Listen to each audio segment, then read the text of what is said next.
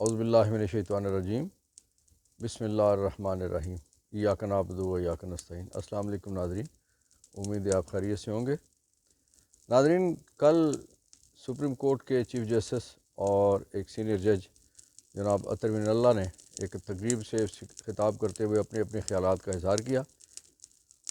وہاں پہ Pakistan bar council, supreme court bar ایسوسی ایشن اور سپریم کورٹ کو ڈیل کرنے والے پریس، ایک تقریب تھی جس میں مختلف لوگوں نے بھی خطاب کیا۔ وہاں پہ جس خطاب کو سب سے زیادہ اہمیت دی گئی میڈیا میں، وہ جناب اطہر من اللہ کا خطاب تھا۔ اطہر من اللہ نے پریس کی موجودگی کے حوالے سے اور پریس کی آزادی کے حوالے سے،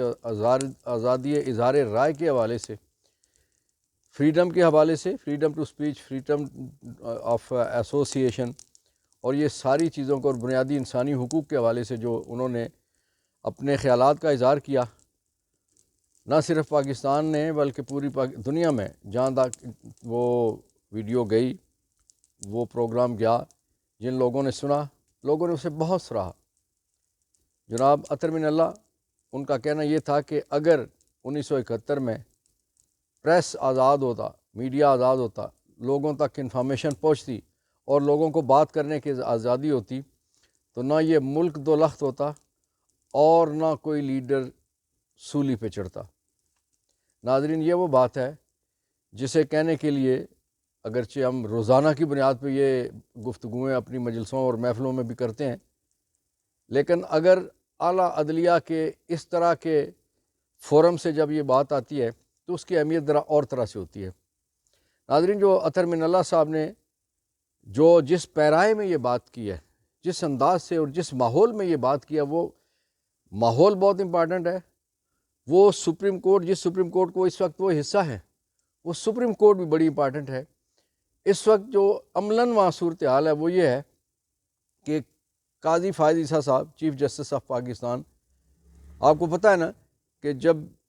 پچھلی حکومت تھی، پی ڈی ایم کی حکومت کی میں بات کرتا ہوں، اور اس سے پہلے پی ٹی آئی کی حکومت تھی، عمران خان صاحب پرائم منسٹر آف پاکستان تھے، اس سارے عرصے میں پوری کی پوری پی ڈی ایم، چاہے وہ عرصہ عمران خان صاحب کی پی ٹی آئی کی حکومت کے دور کا ہو یا پی ڈی ایم کے اپنے دور حکومت کا ہو، وہ سارے کے سارے پی ڈی ایم والے جتنی بھی جماعتیں ہیں وہ سب سپریم کورٹ میں چڑھائی رکھتے تھے، اور وہ یہ کہتے تھے کہ قاضی فائز عیسیٰ صاحب کے آنے کے بعد ہمارے معاملات بھی درست ہوں گے، قوم بھی درست ہو جائے گی، میڈیا بھی درست ہو جائے گا، سپریم کورٹ بھی درست ہو جائے گا، نظام بھی درست ہو جائے گا۔ اچھا، لوگوں نے بڑی امید لگائی ہوئی تھی۔ جو ہی قاضی فائز عیسیٰ صاحب آئے، انہوں نے حلف لیا، اور حلف والی تقریب آپ کو پتہ ہے کہ بڑی شاندار اور جاندار اور یادگار قسم کی تقریب کی تھی، جس میں انہوں نے اپنے مسز، ان کو بھی حلف کے وقت، یہ بھی پاکستان کی تاریخ میں انوکھا ہوا، دنیا میں بھی شاید کبھی ایسا نہیں ہوا کہ انہوں نے اپنا چیف جسٹس آف پاکستان کا حلف لیتے ہوئے اپنی زوجہ محترمہ کو انہوں نے اپنے ساتھ کھڑا کیا اور حلف لیا۔ اس کو لوگوں نے بڑے خوبصورت انداز سے اس وقت لیا گیا، مختلف تبصرے ہوئے، لیکن زیادہ تبصرے جو پازیٹیو تھے اور لوگوں کا یہ کہنا تھا کہ انہوں نے وومن امپاورمنٹ کی شاید بات کی ہے کہ پاکستان میں یہاں ایک جس طرح سے مختلف جو پسے ہوئے طبقات ہیں، ان میں ایک خواتین کا بھی ایک ایسا طبقہ ہے جس پہ ہمارے معاشرے میں انہیں جائیداد میں سے حق نہیں دیا جاتا بے شمار جگہ، اور ان سے امتیازی سلوک برتا جاتا ہے۔ تو یہ خیال کیا جا رہا تھا کہ جس انداز سے چیف جسٹس آف پاکستان نے اپنے حلف کے تقریب میں ایک تاثر دیا، وہ آگے چل کے اس پسے ہوئے طبقے کے لیے بہت سارا کام کریں گے۔ لیکن ناظرین، اس کے بالکل برعکس ہوا۔ پھر جو کچھ قاضی صاحب چیف جسٹس آف پاکستان بننے سے پہلے جو کچھ ارشاد فرماتے تھے، اس وقت ان کا کہنا یہ تھا کہ بائی بک میں چلتا ہوں، اور جو آئین پاکستان، جو آئین کی کتاب ہے، اس کے مطابق چلنا ہے، ضابطے کے مطابق چلنا ہے، رولز کے مطابق چلنا ہے اور قانون کے مطابق چلنا ہے۔ لیکن جیسے ہی انہوں نے حلف لیا تو پھر کیا ہوا؟ نواز شریف صاحب کی واپسی ہوئی۔ نواز شریف انتظار کرتے رہے کہ بندیال صاحب ریٹائر ہو کے گھر چلے جائیں تو انہوں نے واپس آنا ہے۔ اس کا نون لیگ کھلم کھلا اظہار بھی کرتی تھی، پھر بہت ساری چیزوں کا پی ڈی ایم بھی انتظار کر رہی تھی۔ تو جیسے ہی بندیال صاحب ریٹائر ہو کے اپنے گھر گئے، قاضی فائز عیسیٰ صاحب تشریف لائے اور پورے شان و شوکت دھڑلے سے نواز شریف صاحب تشریف لے آئے. انہیں جس انداز سے، جس پروٹوکول کے ساتھ اور جس سہولت کاری کے ساتھ آپ کے سامنے ہے، پوری دنیا نے دیکھا ہے، اس پہ لوگوں نے بہت زیادہ بات کی اور اب بھی بات ہو رہی ہے کہ جس سہولت کاری کے ساتھ انہیں لندن سے رخصت کیا گیا اور راستے میں جہاں سے ہوتے ہوئے پھر اسلام آباد کے ایئرپورٹ پہ پہنچے، اور جس طرح سے سہولت کاری کے ساتھ ایک مفروض ملزم، ایک قیدی، ایک عدالت سے بھاگا ہوا شخص، اس کو جس انداز سے اس پی ڈی ایم کی حکومت نے، اور پھر اس کے بعد جو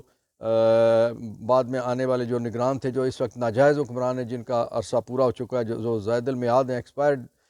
حکومت ہے اس وقت، انہوں نے جس انداز سے نواز شریف کو ایئرپورٹ پہ وزارت داخلہ نے، انٹیریئر منسٹری جس نے یہ ساری چیزیں دیکھنی ہوتی ہیں، جس طرح سے ان کے انگوٹھے لگوانے کے لیے اپنے دفتر کو وہاں پہ بھیج دیا، وہاں سے ساری چیزیں سمجھ آ گئی کہ نواز شریف کے لیے کیا کچھ ہو رہا ہے. اور اس وقت جو صورتحال ہے کہ 4 بلٹ پروف گاڑیاں ان کے ارد گرد ہیں، انہیں پروٹوکول دے دیا گیا پرائم منسٹر کا. تو یہ کہ ایک تاثر قائم ہوا تھا کہ قاضی فائزی صاحب چونکہ فیض آباد دھرنا کیس ہو، کچھ اور کیسز ہیں، انہوں نے بڑے تگڑے اور دبنگ فیصلے کیے ہوئے ہیں. لیکن یہ کیا کہ جیسے ہی انہوں نے اقتدار سنبھالا تو انہوں نے ایک بڑی اچھی روایت ڈالنے کی کوشش کی کہ کچھ مقدمات جو تھے پرانے بوسیدہ، مثلا فیض آباد دھرنا کیس سب سے پہلا تھا، وہ ان کا جی اس کو لائیو پوری دنیا کو دکھائیں گے، بڑی اچھی بات تھی. لیکن اس کے بعد جب پی ٹی آئی کی چیزیں اور عمران خان کی چیزیں آنے لگیں تو ایک دم ماحول تبدیل ہو گیا، اور وہاں پہ 90% بینچ بول رہا ہے اور 10% جن کو رائٹ ٹو آڈینس ہے وہ 10%، اور جو رائٹ آف ہیئرنگ جن کا ہے وہ 90% بولتے ہیں. یہ قوم نے دیکھا اور لوگوں نے یہ کہا، اور لوگ مسلسل اور تسلسل کے ساتھ اس بات کا اظہار کر رہے ہیں اور محسوس کر رہے ہیں. ظاہر ہے وہ کہتے ہیں آواز خلق کو نکارا ہے خدا جانو. آواز خلق وہی ہوتا ہے جو کچھ لوگوں کو دکھتا ہے. سورج نکلا ہوا تو وہ کہتے ہیں نکلا ہوا ہے، اندھیرا ہے تو وہ کہتے ہیں گپ اندھیرا ہے. اس لیے جو کچھ لوگوں کو نظر آ رہا تھا، محسوس ہو رہا تھا، وہ لوگوں نے سب بیان کیا، اور لوگ آج بھی بیان کر رہے ہیں، پوری دنیا بیان کر رہی ہے. بلکہ سب سے زیادہ ہمیں شرمندہ کرنے والے ہمارے پڑوس میں جو کل تک ہمارے ساتھ تھے، ہندوستان، وہاں کی جو جوڈیشری کے جو ریٹائرڈ لوگ بھی ہیں اور وہاں جو حاضر سروس جو تماشے انہوں نے لگائے پاکستان کی جوڈیشری کے حوالے سے، جو الفاظ انہوں نے کہے ہم وہ نہیں کہنا چاہتے، ظاہر دشمن کے منہ کے الفاظ ہیں، لیکن دشمنی تو آپس میں ہو سکتی ہے لڑائی کی. جو کچھ چیزیں ضابطے کی چیزیں، مثلا جو انصاف وہ ایک جیسا ہوتا ہے پوری دنیا میں، جو کھیل کھلاڑی کے لیے ضابطہ ہوتا ہے وہ ایک جیسا ہوتا ہے، ہیلتھ کے لیے ضابطہ ایک جیسا ہوتا ہے. بہت ساری چیزیں ایسی ہیں جس کے وہ ضوابط، طے شدہ ضوابط جو انٹرنیشنل لاز کے مطابق، اقوام متحدہ، UN یہ سب ادارے جو ہیں وہ ان کچھ ضوابط کو پوری دنیا میں، چاہے وہ ملک چھوٹا ہے یا بڑا ہے، ان کے لیے سب ایک جیسے ہوتے ہیں. تو جس انداز سے سپریم کورٹ نے اپنی پروسیڈنگ کرنا شروع کی اور پی ٹی آئی کو اور عمران خان کے ساتھیوں کو ذبح کرنے کے لیے، خاص طور پہ الیکشن سے چند دن پہلے جس طرح سے انتخابی نشان چھین لیا گیا، تو اس ایسے صورتحال، ایسے ماحول میں لوگوں نے ایک انتہائی برا ماحول دیکھا. انتہائی برا ماحول لوگوں نے دیکھا